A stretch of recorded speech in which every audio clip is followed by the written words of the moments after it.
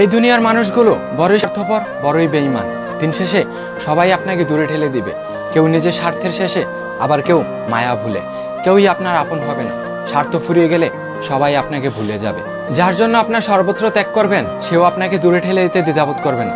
যার জন্য আপনি চুরি করবেন, সেই সর্বপ্রথম আপনাকে চোর বানাবে। যাকে আপনি সবচাইতে বেশি বিশ্বাস করেন, সেও একদিন আপনার বিশ্বাস ভেঙে দিবে।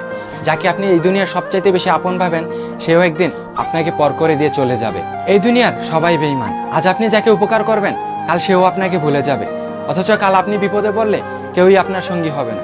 সবাই আপনার সঙ্গ ছেড়ে দিবে। মা বাবা আর পরিবার ছাড়া এই দুনিয়ার কেউই আপন হয় না।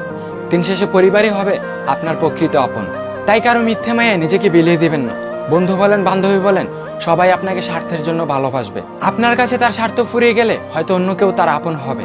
অতএব কারো প্রিয়জন নামে প্রয়োজন হওয়ার চাইতে জীবনে চলার পথে একা চলাও অনেক ভালো।